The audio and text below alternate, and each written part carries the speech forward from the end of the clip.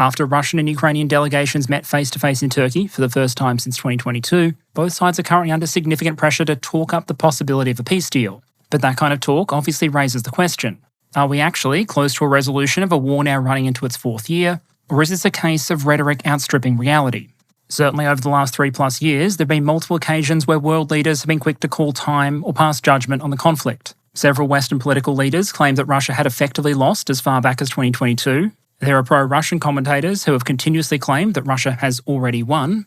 And so with the US now suggesting that further talks with both Russian and Ukrainian leaders may be on the horizon, I want to revisit that big picture strategic question. What were and are Russia and Ukraine's core strategic goals? How have they gone about, or not, achieving them over the last 3 years? And what might that mean for any negotiations to come?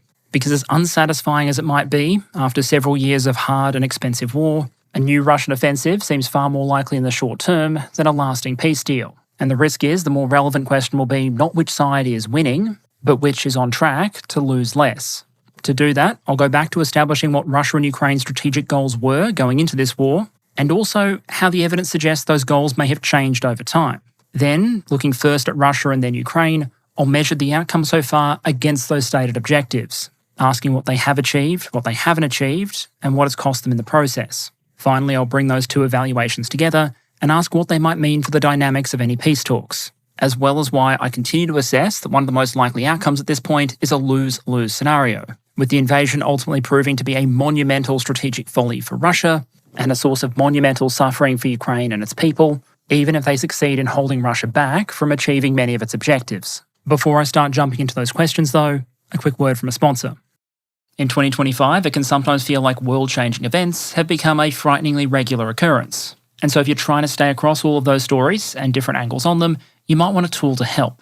As we click through these headlines on Russia's proposal for a short truce to cover their May 9 parade, you'll instantly see the difference in what different sources choose to elevate to the headline. This one only mentions Ukraine knocking back the 3-day truce offer. But if you click over to this one, you'll see the extra context that Ukraine is actually proposing a much longer ceasefire that could potentially actually enable negotiations to take place. The tool being used here is Ground News.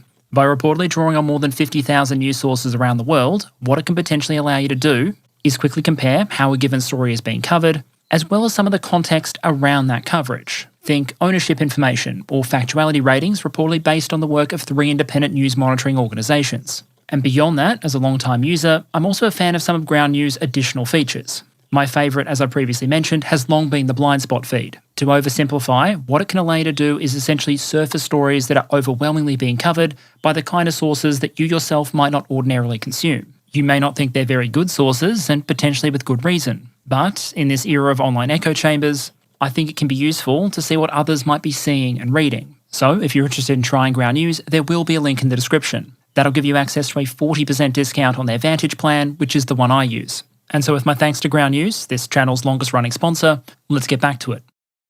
Okay, so if we want to build a kind of strategic scorecard and also predict how things might go at the negotiating table, we need to start by looking at objectives. Because while the destruction and outcomes on the battlefield tend to be critical to almost any war, they're almost always intended as a means to an end. And so if Russia's multi-year invasion has been the means, what were the intended ends? Because if we listen to what the Russians themselves have had to say, this war wasn't about crawling through the Donbass tree line by tree line.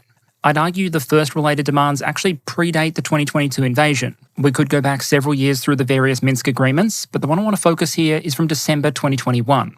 Because at a point where Russia was officially saying that the whole planned invasion of Ukraine thing was just fake news, they also proposed an agreement, in inverted commas, with NATO, intended to, quote, reaffirm their aspiration to improve relations and deepen mutual understanding, end quote. In reality, many NATO states generally regarded the document as an ultimatum, and if you look at the content, it's easy to understand why. That proposal, and I'll link the official Russian English version in the description, was relatively short and had 8 primary clauses, and some of them didn't really do a huge amount. They, for example, acknowledged the role of the UN Security Council, which, as you can imagine, is the kind of body Russia might want to look to, given they have a veto on it. They affirmed that both sides didn't consider themselves to be adversaries, that kind of thing. But there were a couple of substantial restrictions. It included a promise that there would be no new NATO members, that NATO's existing military presence would be rolled back, with a specific pledge that the alliance, quote, not deploy military forces and weaponry on the territory of any other states in Europe, in addition to the forces that were stationed in that territory as of 27 May 1997. that would have meant you could never put troops or resources from pre-1997 NATO members, like the United States, Germany, France, and the United Kingdom, on the territory of some of those who joined later and might have reasons to really want them there, like Latvia, Lithuania, and Estonia. It also restricted the deployment of short and intermediate range land-based missiles and barred any state that was a member of NATO from ever conducting any military activity, quote, on the territory of Ukraine, as well as other states in Eastern Europe, in the South Caucasus, and in Central Asia, end quote. A second proposed agreement with the United States specifically was arguably even more far-reaching. It would have required the United States not to deploy any of its nuclear weapons outside of US territory, meaning a de facto end to US nuclear sharing and also potentially nuclear forward deployments. The US would also have had to eliminate all the infrastructure that could support those deployments, preventing them from resuming quickly, and couldn't, quote, conduct exercises or training for general purpose forces that included scenarios involving the use of nuclear weapons, end quote. The US would also have had to refrain from deploying their armed forces, including within the framework of alliances like NATO, in, quote, areas where such a deployment could be perceived by the other party as a threat to its national security. De facto meaning the US couldn't deploy forces to Europe or any other allied country in any scenario where Russia could possibly perceive that to be a potential threat. And just to make explicitly clear how far that provision could potentially go, there was an explicit prohibition on flying heavy bombers or deploying surface warships, nuclear or non-nuclear, in any area from which they could potentially attack targets in the territory of the other party. That would have presumably meant, for example, that no American ship equipped with cruise missiles or no American carrier could get within thousands of kilometres of any part of Russian territory. And there's a lot of Russian territory out there. Of course, many of those same restrictions would also have applied to Russia, but given the Russians lacked those same capabilities the American military had, in practice, it would have very much been a one-sided restriction. I bring this all up as evidence that Russia's strategic objectives went well beyond Ukraine. The demands weren't just about Moscow and Kyiv, they were about Moscow, Washington, and NATO. It's worth noting, though, that nowhere in this proposal did Russia actually undertake not to invade Ukraine. It was a wish list for NATO to roll back some of its military presence and constrain its future decision-making, but it didn't involve Russia pledging not to act within those same regions.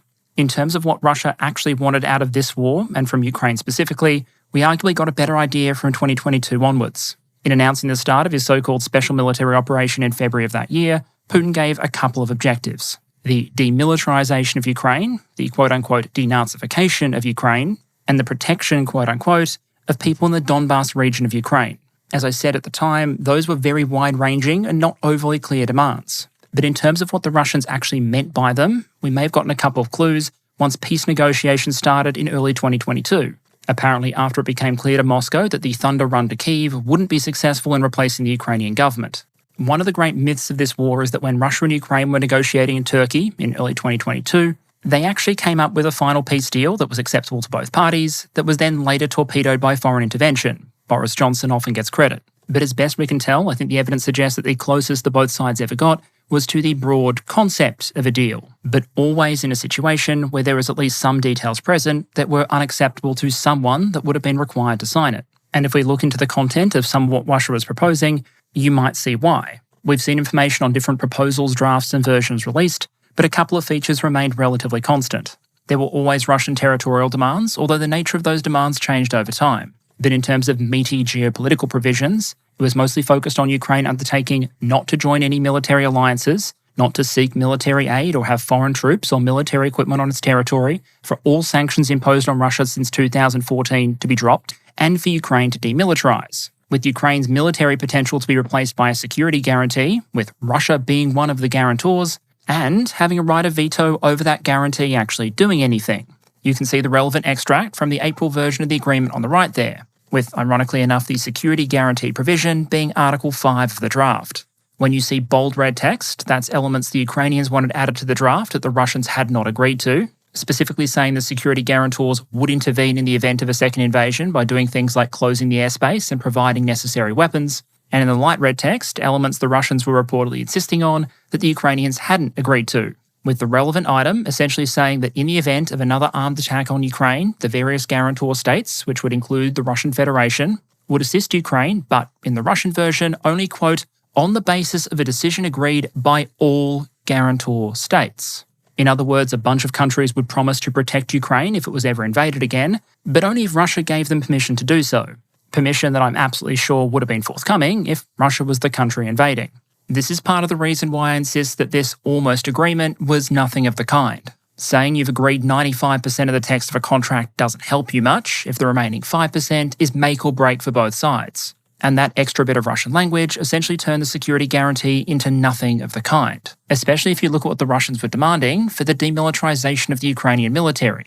The details of the demilitarization component give us a couple of clues of what level of Ukrainian military potential Moscow might have considered acceptable, which is helpful because we can use them to measure against the status of Ukrainian forces now.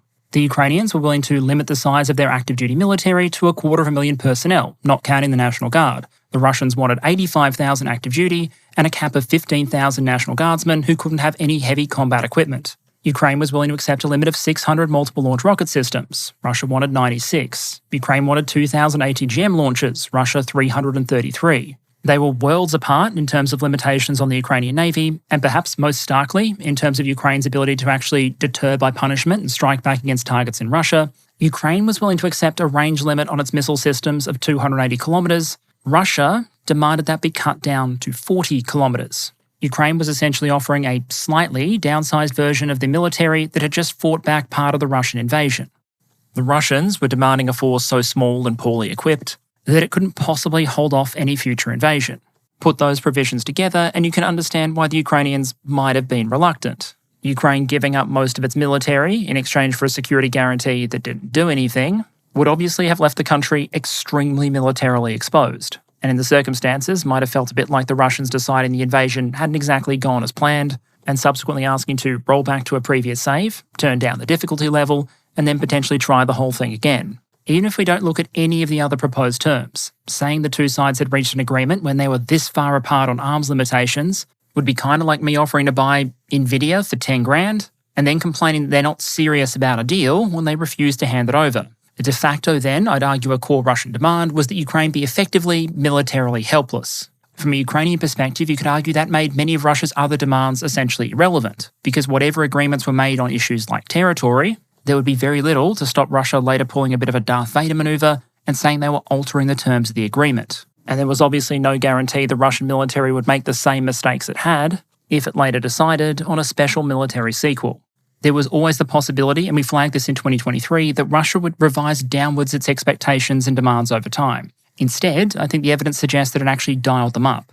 Ukraine needing to demilitarize, denazify, and not join NATO have remained relative constants, as has the demand that all sanctions against Russia be dropped. However, between early 2022 and now, Russia's officially stated territorial demands have increased significantly, from Crimea, Donetsk, and Luhansk in 2022 to those three, as well as Zaporizhzhia and Kherson. And some reporting suggests that during those recent Istanbul meetings, some in the Russian delegation teased the prospect of going even further, threatening the potential annexation of the Sumy and Kharkiv regions as well. The chairman of the Duma State Defense Committee also reportedly went even further recently, reportedly saying that if Ukraine didn't agree to a peace deal, it might lose Sumy and Odessa as well, which, assuming he meant the regions and not just the cities in question, would represent an even greater extension of Russian territorial ambitions.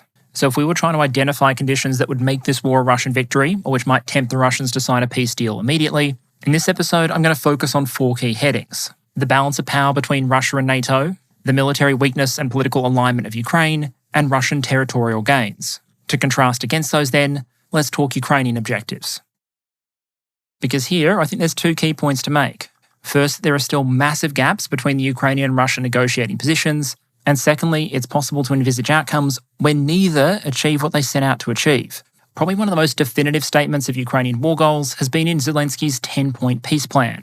Some of those, like nuclear or food security, are mid-war measures, so we can probably gloss over them here. But in terms of end-war goals, I'd argue there are 4 critical ones. Firstly, territory, that Ukraine enjoy its territorial integrity within its internationally recognised borders. Secondly, that Ukraine be compensated for the war and that relevant officials in Russia be punished under international law. Thirdly, that the country receive robust security guarantees from foreign actors, either through NATO membership or some sort of agreement mimicking NATO's Article 5. And finally, an all-for-all exchange of captured prisoners and displaced civilians. There are also a couple of higher-level objectives that are implicit within that. For example, it's implied the Ukrainian people want to continue to survive as a free and independent state, and presumably the right to choose their own leaders and their own friends.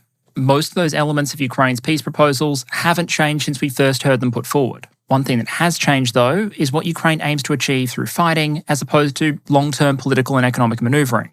After the successful Kharkiv and Kherson offensives in 2022, the general consensus in Ukraine was that the country should keep fighting until it had physically secured its 1991 borders, basically reclaimed all of the territory lost to Russia, including Crimea. In 2024, though, Zelensky publicly softened that goal, suggesting Ukraine wouldn't be willing to legally cede land to Russia, something barred by the Ukrainian constitution, but it would be willing to end the fighting with Russia still occupying some Ukrainian territory, with the stated goal then being to try and secure the return of that territory eventually through political, diplomatic, and economic processes. That concession arguably reduced the distance, although by no means eliminated the distance, between the Russian and Ukrainian positions on territory. But it did nothing to remove what I would argue is perhaps the greatest strategic gulf dividing the two sides: the question of Ukraine's future security.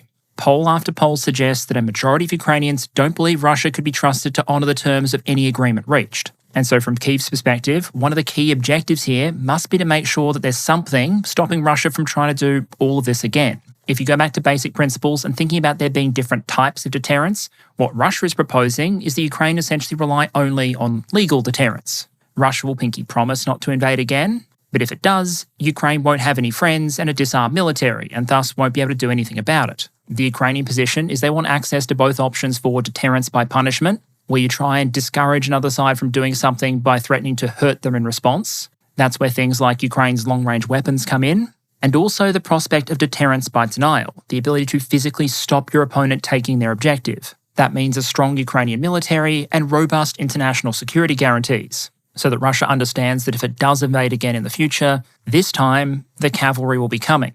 So if we were to bring all of those points together to try and determine what both sides were trying to achieve, what they have achieved, and what that might mean for peace negotiations going forward, I'm going to simplify the core clashes between the two sides to a couple of key dot points. Broadly, Russia wanted to shift the relative balance of power with NATO in its favour, and then with Ukraine, there were serious clashes over a couple of areas, but we're going to focus on just three. Territory, Russia wanted it and Ukraine wanted to keep it. Ukraine's military capacity, Russia wanted it neutered, Ukraine wanted to keep it. And Ukraine's security and alignment. Ukraine wanted to be able to align with the West, join things like the European Union and NATO, benefit from security guarantees, while Russia demanded Ukraine have an enforced neutral status. With a security guarantee, they could only operate by Russian consent. Those points are far from comprehensive, but I do think they represent a useful yardstick to assess what both sides have achieved since 2022, over the last year, and why a peace deal might be so hard to secure. And so far as going through those dot points, I want to start with the big picture one first, and the one where for Russia, Ukraine was more a means to an end.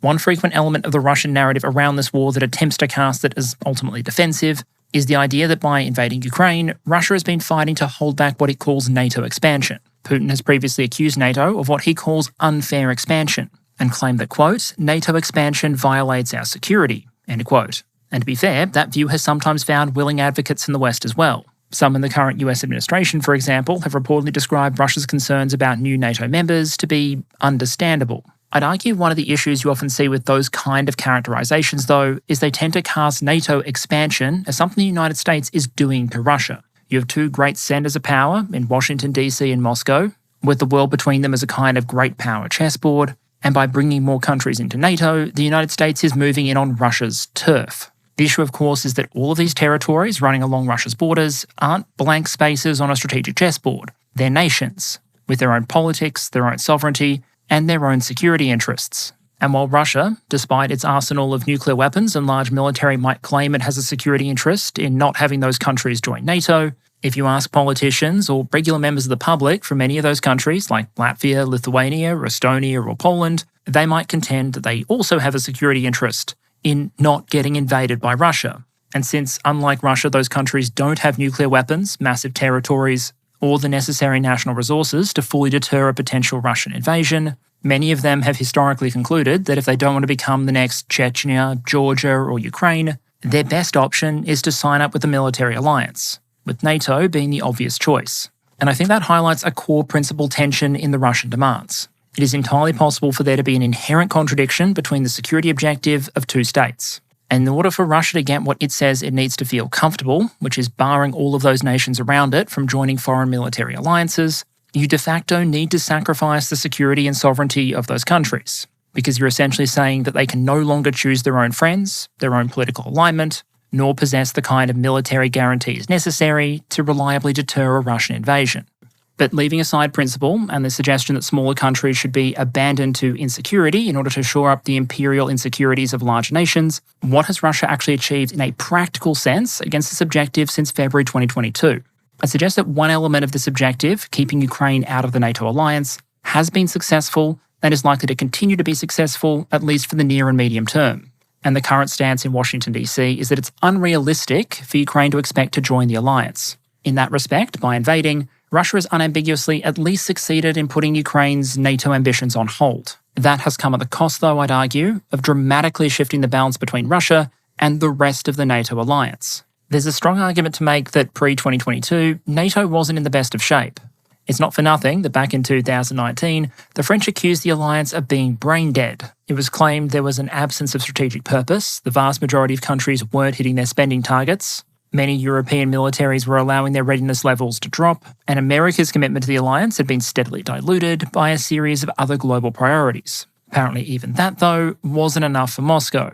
What Russia said they wanted was no new NATO members, a rollback of the alliance's military presence, and restrictions on long-range armaments. What they've gotten, I'd argue, is new NATO members, more forward-positioned forces, a rearming alliance, and programs to develop and field new long-range weapons. With the situation getting far worse from a Russian perspective as we've gone through 2024 and 2025. As far back as 2023, we knew the Russian invasion may have forestalled any attempt at Ukrainian membership, but it had greatly accelerated the membership of other countries. Public opinion in Finland and Sweden changed basically overnight, as both countries saw both the potential threat illustrated in the form of the Russian invasion and also saw their opening.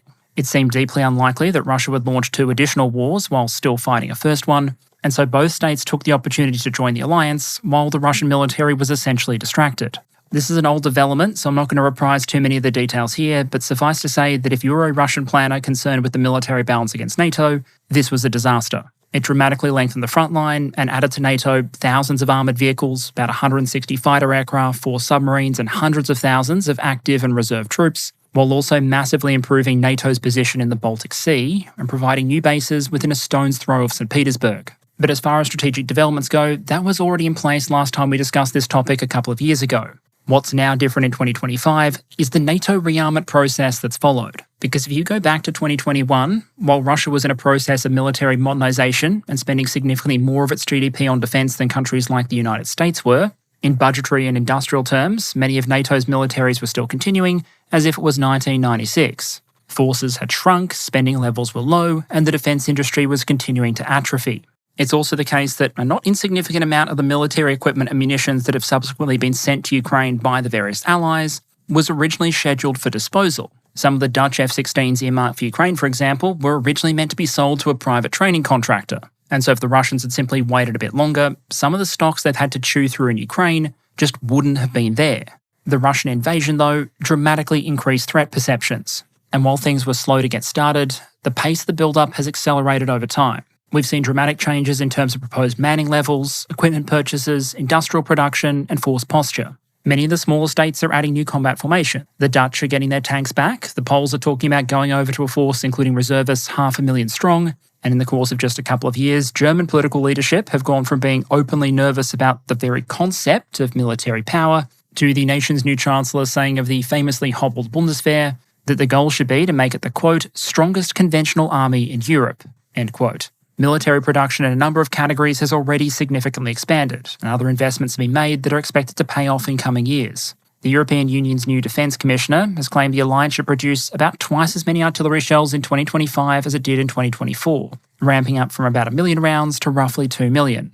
Given enough time, there's a chance those kind of investments have an outsized impact on European and NATO military preparedness. Their ability to credibly deter and project power against Russia was always undermined by issues like magazine depth, spare parts availability, military mobility, and force readiness. But if those rounds and missiles continue to flow, the picture from Moscow might continue to shift.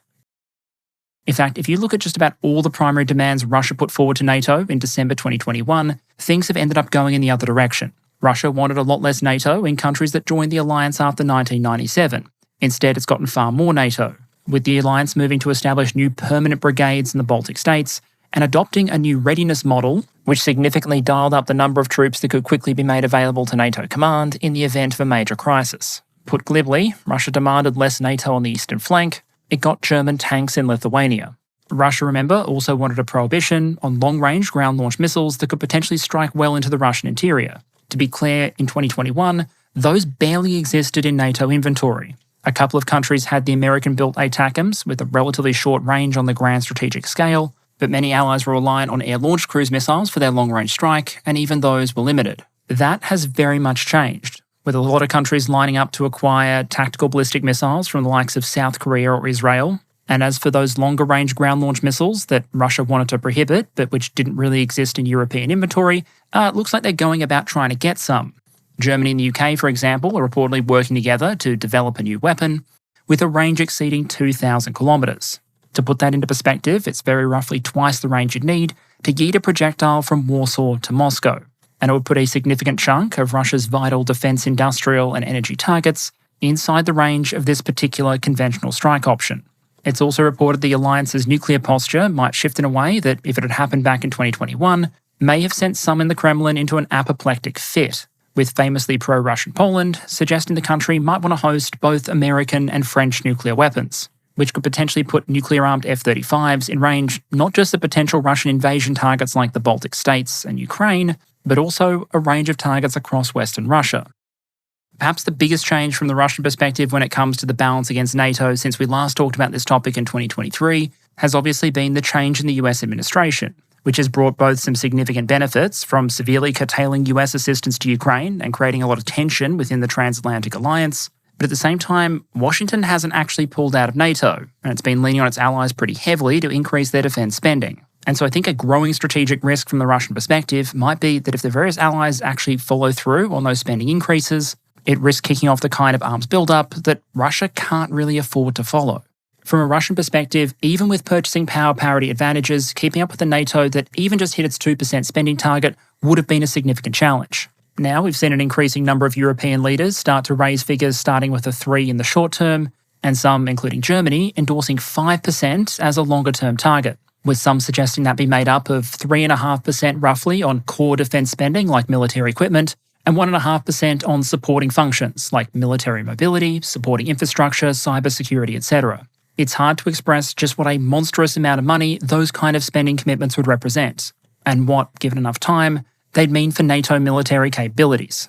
In nominal US dollar terms, a 5% of GDP spending scenario for all of the NATO allies would add something like an additional $1.1 trillion in annual expenditure over base 2024 levels, essentially increasing NATO's defence budgets by more than the current US defence budget.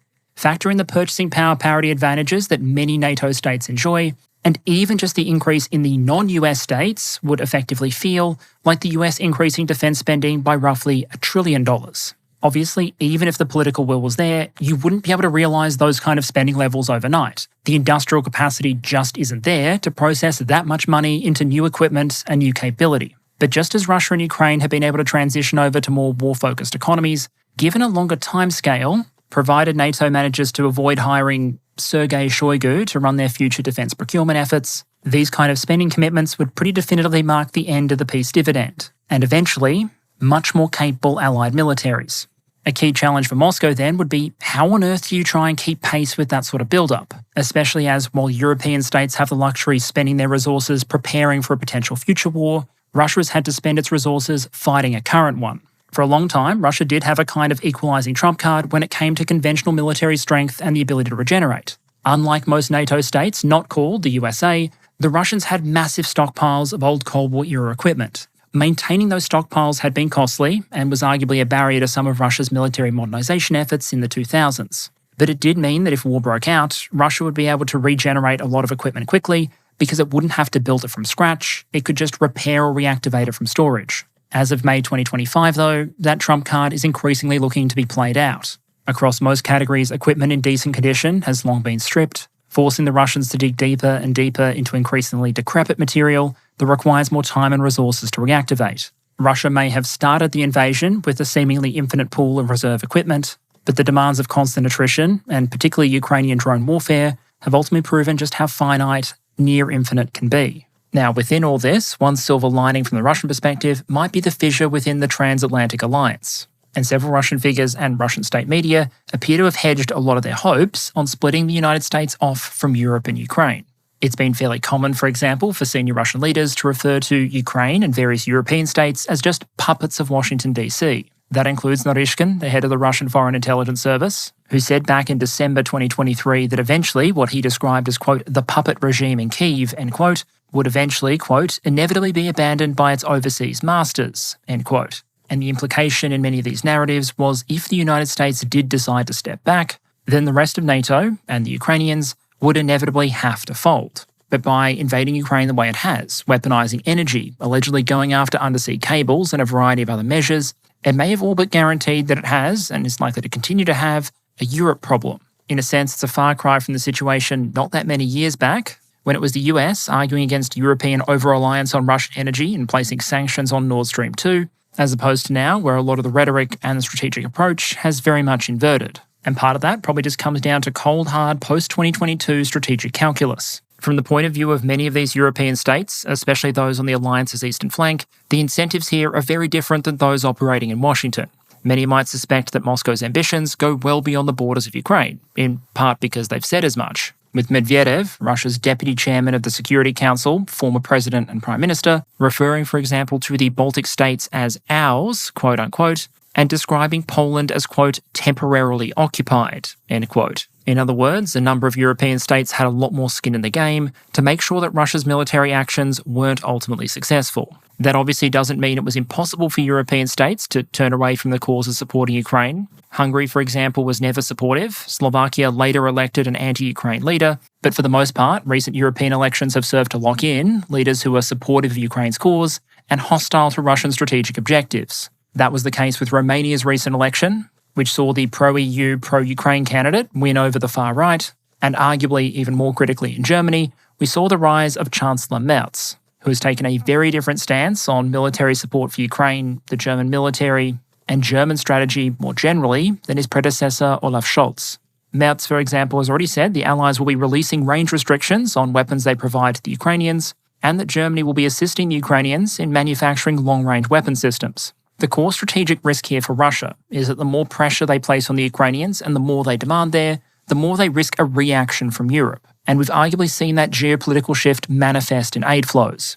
According to the methodology of the Kiel Institute for the World Economy, pledged aid for Ukraine from European states and institutions is now more than twice American pledges. In terms of monetary value, Europe has already provided more aid and pledged considerably more going forward. And while we've previously discussed certain types of military aid where Ukraine has been highly reliant on the United States, there are some categories where it's been European providers coming up with the vast majority of the hardware. Since February 2022, allied nations have pledged to supply Ukraine with nearly 800 self-propelled guns. About 2% of those have come from US inventory. In terms of main battle tanks, the US has provided 31 Abrams and funded 45 T-72s, for a total of 76 vehicles, with just a handful of former Warsaw Pact states, like Poland and the Czechs, accounting for nearly half the total figure. And as for fixed-wing aircraft, while the most common design has been the American F-16, so far, while American technical and training support has been highly useful, none of the functional aircraft pledged are believed to have come from US inventory,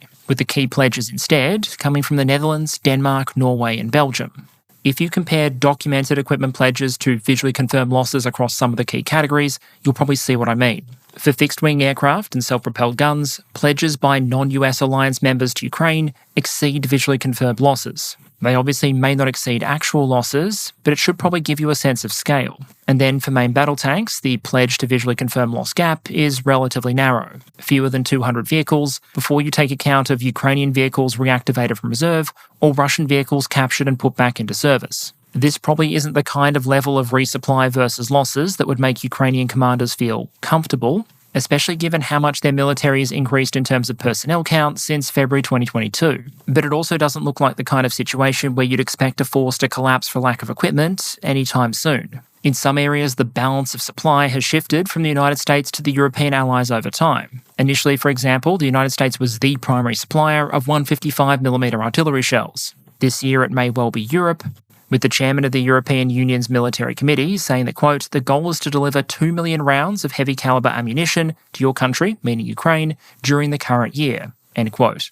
In other categories, we haven't seen a shift because the US wasn't a relevant supplier in the first place. France and the UK, for example, remain Ukraine's only suppliers of air-launched cruise missiles. Although whether Germany is added to that list in 2025, only time will tell. And as well as additional arms deliveries, we've also seen an uptick in European funding for domestic Ukrainian military production, helping to drive increases in output for everything from self-propelled guns to artillery ammunition to many, many drones. It's also always been the Europeans, not the Americans, that were critical consumers of Russian energy. And while Washington has made some conciliatory sounds regarding the potential future of Russian energy exports to Europe, the Europeans themselves have already essentially ended imports of Russian oil, cut Russian gas imports by roughly 70% compared to pre-invasion levels, and are now reportedly considering a roadmap put forward by the European Commission to fully end their reliance on all imports of Russian gas by the end of 2027. That long timeline is to allow for existing contracts to play out, with no new agreements being signed after the end of 2025. The US and Moscow can discuss the energy card, but in the end, it's largely Europe's to play. And similarly, there are significant parts of the international sanctions picture against Russia, like exclusion from the SWIFT system, that you can't really reverse without European consent, which leaves, I think, Russia with some very significant risk going forward when it comes to the power balance with NATO, with which risk you find the most compelling, pretty much coming down to how you interpret Russia's actual goals here.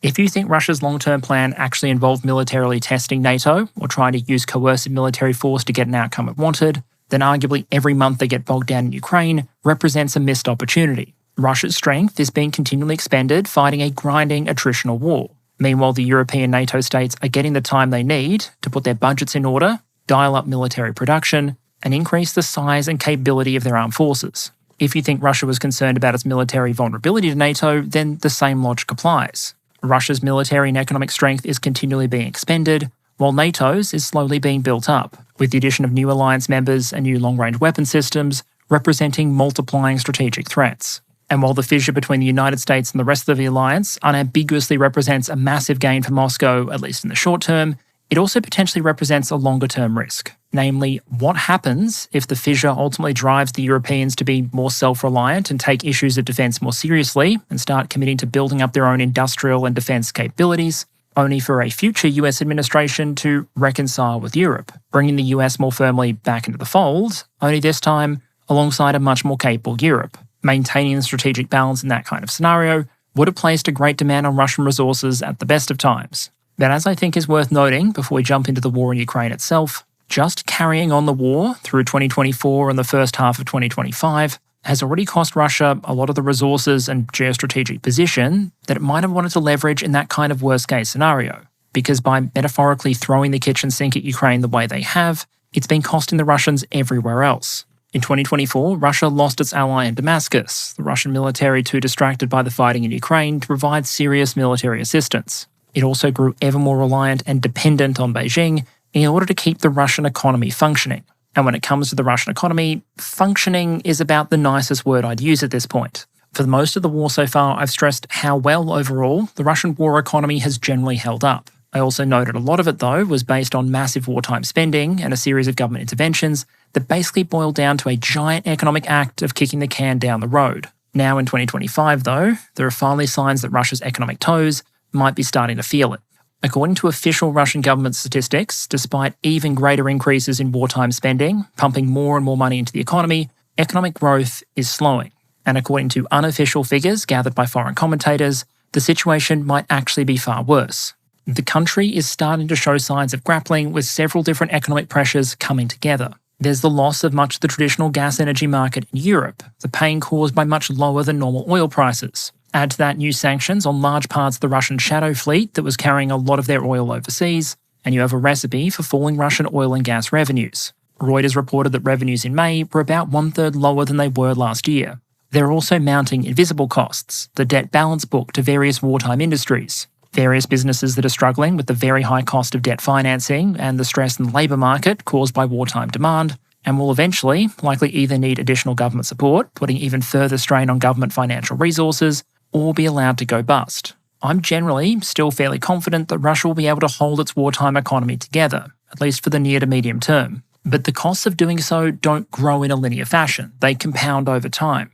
And unless the end of the war, whenever it comes, coincides with significant sanctions relief and an inflow of foreign capital, some economists are also nervous about the Russian economy's ability to deal with peace, just as they're nervous about its ability to deal with an ongoing war. Because so much of the investment, so much of the fiscal sugar hit we've seen in the Russian economy since February 2022 has been fairly squarely directed at the military and military-industrial enterprises. It's been spent either on military equipment or the ability to produce that equipment, leaving as an open question what happens to all of those workers, those businesses, and that spending once the demand for that kind of stuff is no longer there. In short, continuing the war has placed a massive and continuing strain on the Russian economy.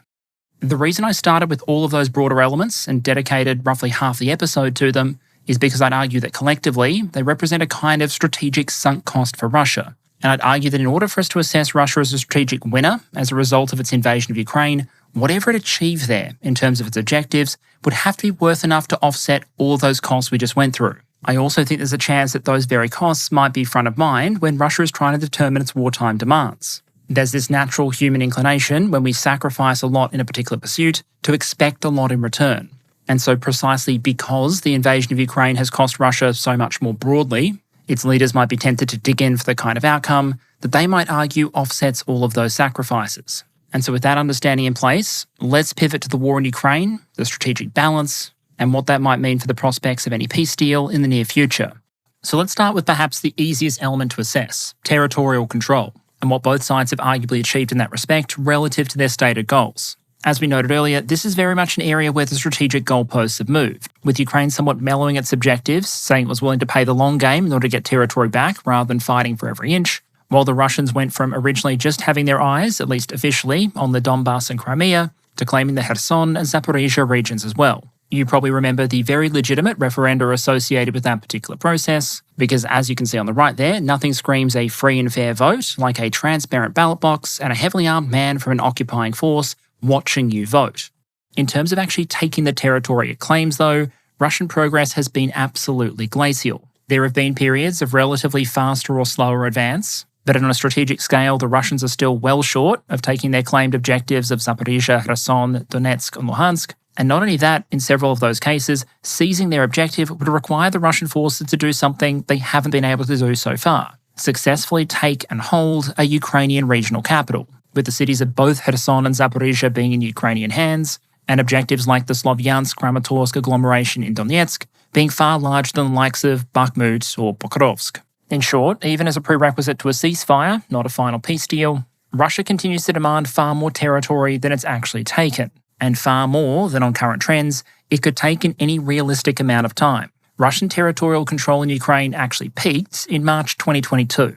In October 2022, the number had been reduced to 18.3% of Ukraine's territory, the 7% that Russia controlled before its invasion, and 11.3% taken afterwards. Cut forward to March 2025 and all those lauded Russian advances, and the number was still, you guessed it, 18.3%, with nearly 2.5 years of Russian defensive effort really only succeeding in undoing the Ukrainian defensive gains of October-November 2022.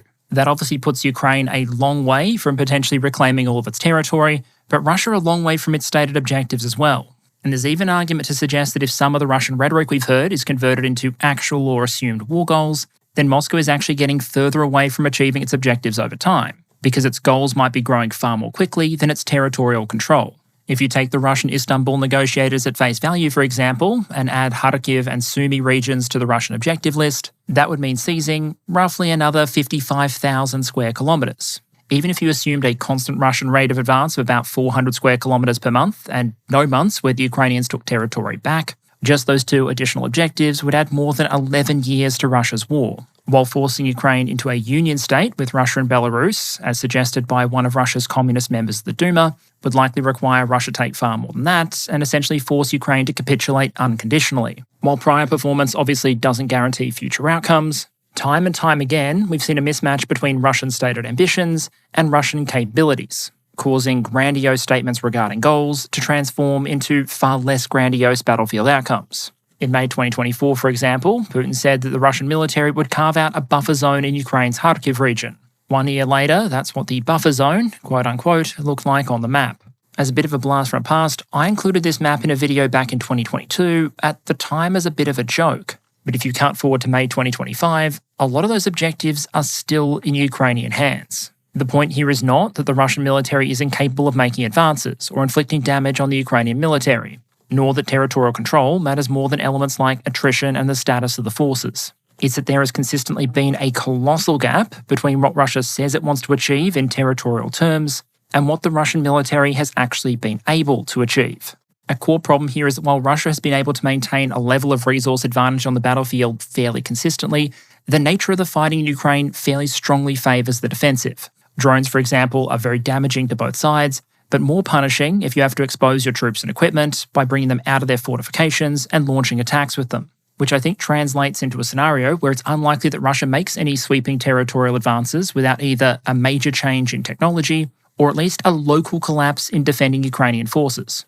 In a sense, if we do see some of the Russian advances we've observed in recent days evolve into a wider offensive, as has been broadly expected, it might serve as an interesting litmus test for whether or not those recent patterns hold true. Does the current iteration of Russian offensive tactics allow for larger-scale advances to be made, or are we just going to see more of the same? This war has been a constant cycle of adaptation versus counter-adaptation, and it's always possible that something dramatic changes. Some disruptive capability is deployed, or Ukrainian forces become exhausted, allowing a more rapid rate of Russian advance. Overall, though, the story of most of 2022, 2023, 2024, and 2025 to date has been that even though Russia has found often quite casualty-intensive ways to push the line forward, it hasn't been at anywhere near the kind of speed or scale you'd need to reach those stated territorial goals before the release of Half-Life 3.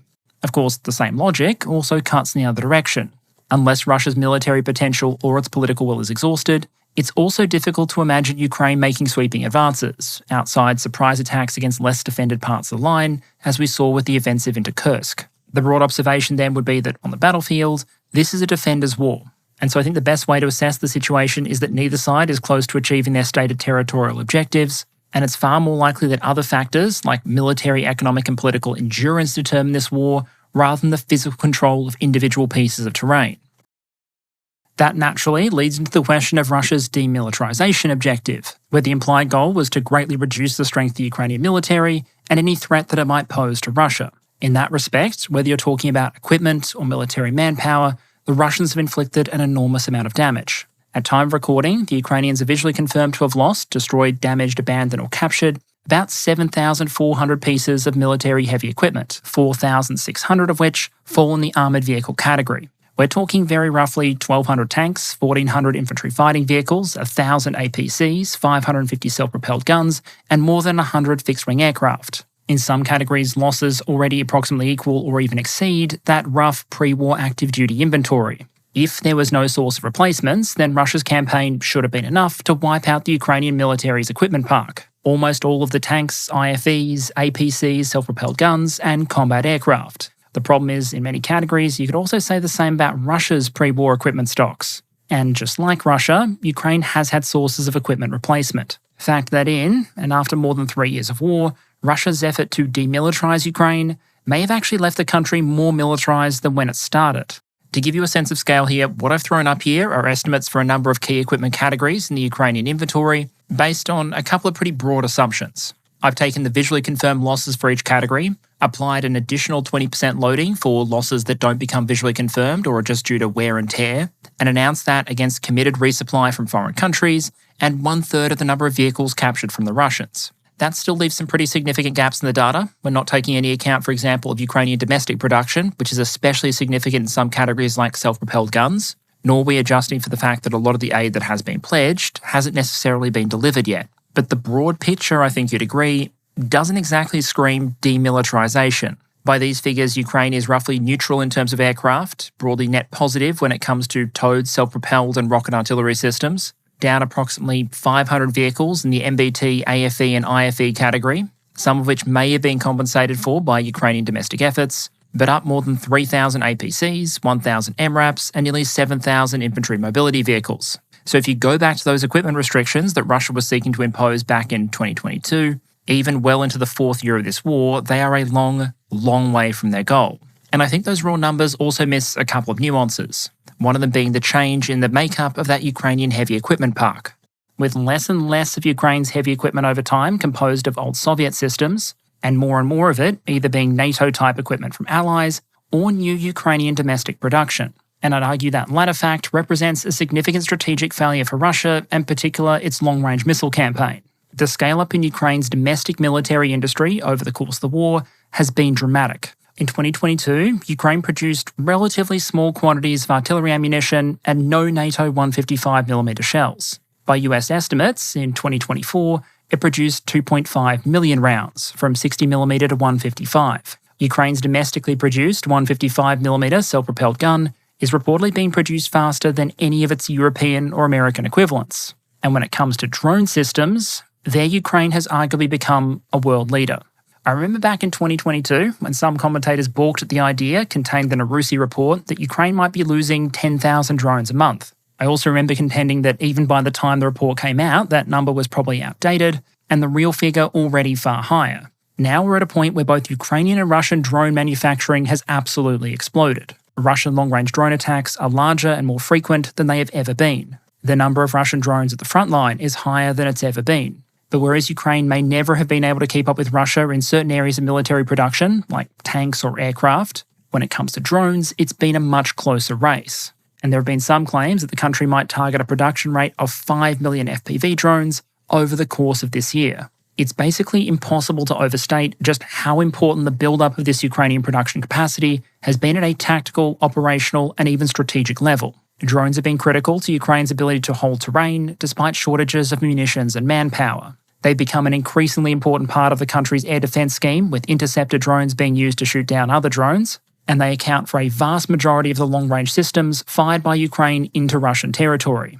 And it's there, arguably, from a strategic perspective, that things might be most concerning for the Russians. Remember, one of the key things the Russians have fairly consistently targeted in their demands to NATO states or to Ukraine is to try and scale down the long-range strike capabilities of their opponents. The Russian version of that April 2022 text we discussed at the start included a range limit on rockets and missile weapons of all kinds of no more than 40 kilometres. By forcing the Ukrainians into a cycle of military innovation, though, we've seen the Ukrainian military go from one reliant on a small inventory of old Tochka TBMs from the Soviet era, as well as some pretty crude long-range one-way attack drones, like sporting planes stuffed with explosives, to being able to mass-produce a variety of very cheap, very long-range one-way attack drones, ranging from dirt-cheap prop-powered versions that look like something your grandpa bashed together in his shed, to more premium jet-powered systems for use against select targets. With its long-range drones, Ukraine has been able to push the Russian Air Force back from several airstrips, destroy ammunition depots, critical military infrastructure.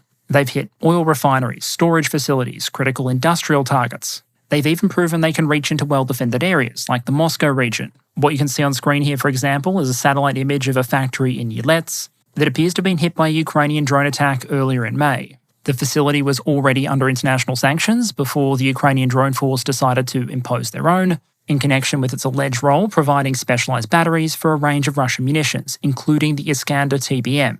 I think the evidence suggests that Ukraine's ability to strike over long distances will also continue to improve over time. The country's drones have steadily become more numerous, longer-ranged and more capable. But we've also seen evidence of them producing at least small numbers of an extended-range version of the Neptune missile, and Ukrainian leaders, including Zelensky, have put a lot of focus in scaling up Ukraine's effort to build its own TBMs.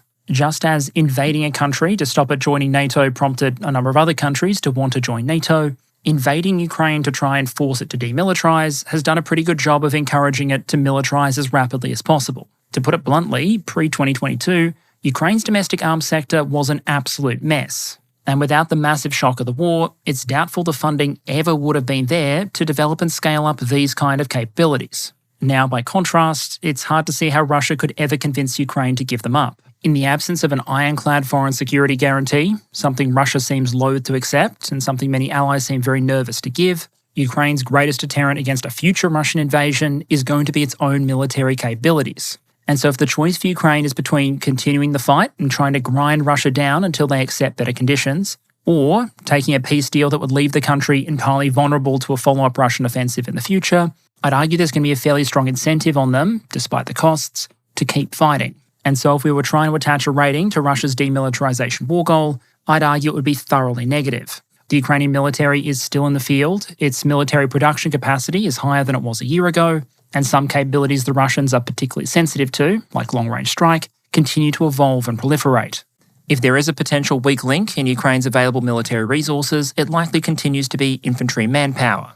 And I've been working on a detailed study on that topic. But even there, Russia is currently dealing with a Ukrainian force far, far larger than the one it said it would be willing to accept. In that respect, I'd argue Russia faces the same risky strategic dead-end options that it did when we last talked about this topic in 2023. They can continue to push the Ukrainians to demilitarize as a part of any peace deal, but as long as Ukraine and its allies see the Ukrainian military as one of the best guarantees against a further Russian invasion, it's not clear what circumstances would ever cause them to actually accept those conditions. Alternatively, Russia could just try and destroy Ukraine's military capability through attrition on the front line and long-range strike against the factories. But we're more than 3 years in at this point, and unless something dramatic changes, I'm not sure it's clear why that would ever work either. The final alternative might be to revise the objective, except Ukraine can keep at least some of its new military capabilities in exchange for being a neutral state. But in that respect, I'd argue the Russian invasion again has proven to be one of its own worst enemies.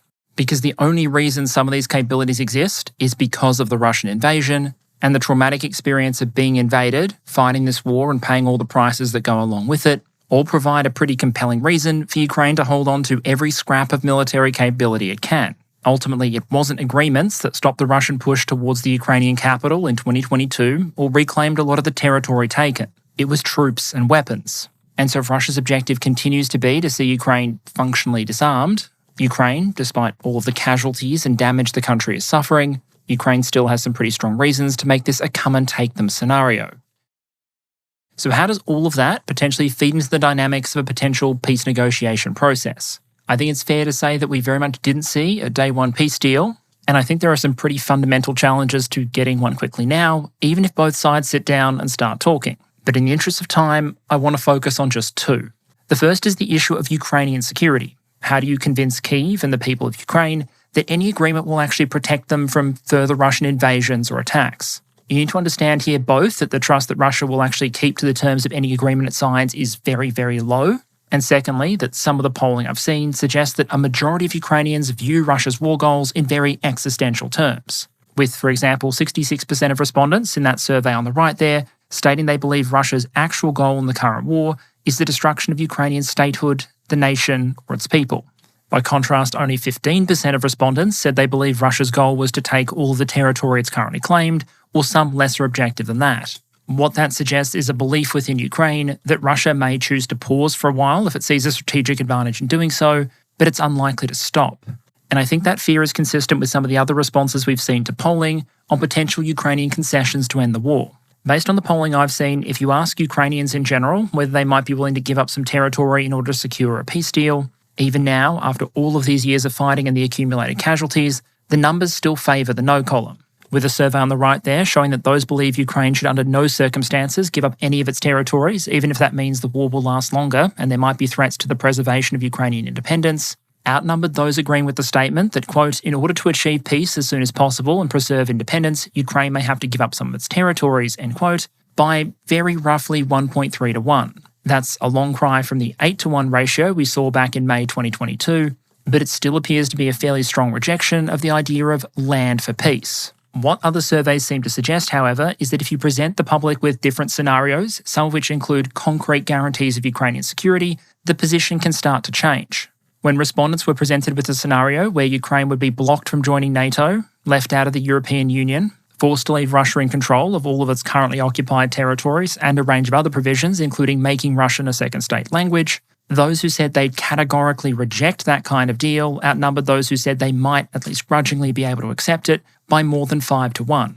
And keep in mind, that didn't involve acknowledging Russia as the legal owner of those territories, nor Russia taking anything beyond what it's already occupying. If you adjusted the scenario, though, so Russia still got to continue controlling all of the occupied territories without that ownership being legally acknowledged, but now Ukraine got to join NATO or had robust security guarantees, got to join the European Union, and didn't have to defer to Russia on things like the country's language policy, the ratio's actually inverted, suggesting that when the chips are down at the negotiating table, the priority for many Ukrainian civilians is ultimately going to be security, sovereignty, and entry into things like the European Union, rather than a rapid end to the Russian occupation. The reason that might be the case has been pretty clearly articulated by many Ukrainian leaders. If a peace deal doesn't provide a reasonable guarantee of Ukrainian security, then the rest of the terms of the agreement from a Ukrainian perspective may as well not matter, because there will always be a danger that Russia simply resets, regenerates, learns from its mistakes, and then tries again.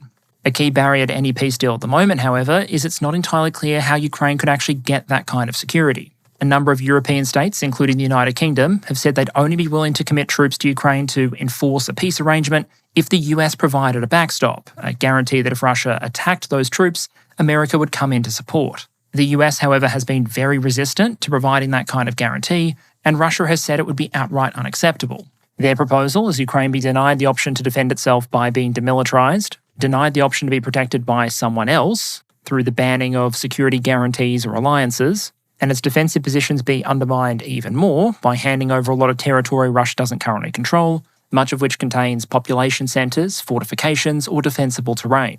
Essentially, Russia has continued to demand that Ukraine be made defenceless, while by invading, also giving Ukraine some pretty strong reasons to never want to be defenceless again. The second clear barrier I want to highlight is the massive observed difference between Russian stated ambitions and Russian proven capabilities. Essentially, without exaggeration, the terms Russia has been consistently putting forward are the kind of things you might expect from a country that had won an unconditional victory and was now imposing on a surrendered opponent. These concessions are so onerous, would involve giving up so much territory and leaving the country so vulnerable. If Ukrainians and their allies thought the country had essentially already lost or that a total defeat was inevitable. But that's not really how Ukrainians and many of their allies tend to see it. While surveys suggest many Ukrainians have reduced their expectations on what victory would constitute, they also suggest the majority of the country still believes they can win. Essentially, from the Ukrainian point of view, and the point of view of many of the country's allies, there's a massive mismatch between what Russia is demanding and what Russia can credibly achieve. Russia, for its part at least, has generally behaved as if it believes differently, with its demands tending to actually increase over time, even as the country expends more and more of its available resources. At the moment, then, you could argue that locks the conflict in a kind of lose-lose scenario. Russia's stated war goals are arguably so maximalist that they're the kind of thing you could only hope to impose if you won a total victory. But so far, Russia has failed abysmally when it comes to winning a total victory. At the same time, Ukraine has had the strength necessary to deny Russia the opportunity to reach its stated goals, but doesn't have the strength to go to Moscow and force the Russian government to change its goals, leaving it essentially stuck fighting a defensive attritional war, in the hopes either that Russia's military and industrial capacity will eventually be exhausted, or the Kremlin will revise its war goals. Ahead of any peace talks then, that leaves us with a couple of broad options. Russia, for example, could adjust its demands to better reflect reality on the ground, and the immense strategic cost the country is paying just continuing the war. Or the Kremlin could gamble again on trying to change the reality on the ground, pushing hard perhaps with a new offensive or series of offensives. As for how a new offensive might develop though, or how international actors, including the United States, might choose to respond, as is often the case, only time will tell. And okay, channel update to close out. I realise that for some of you who watch this channel continuously, many of the things we discuss this episode will be things you understand. But in the context of all this talk about potential peace negotiations in Istanbul or the potential for a ceasefire, I thought it was important to revisit some of these core points. Firstly, to flag the danger of getting lost in a who is winning versus who is losing analysis of any potential ongoing conflict, and instead leaving room for the option that war is an inherently destructive activity that can easily leave both sides of a fight worse off than when they started. We obviously still can't be sure how this war will end, but we can be increasingly sure about the strategic, military, economic, and human costs that both Russia and Ukraine are likely to pay before they get there. I also wanted to go back to the goals that both sides have publicly set, because I think sometimes there's a temptation by some commentators to come up with what they imagine might be a reasonable deal, and then just make the assumption that both sides will go for it, or it's a realistic option on the table. Ultimately, though, ending a war like this does require the consent of both participants. Hence the importance of going back to some of those objectives that Moscow has very publicly set. Obviously, in the coming weeks and months, I'll be watching closely to see if anything comes out of any negotiations that we might see. But for the moment, I think there's reason to be pessimistic about the short-term prospects of any major agreement. But of course, as always, only time will tell. Thank you very much all of you for your ongoing support and engagement, and I hope to see you all again next week.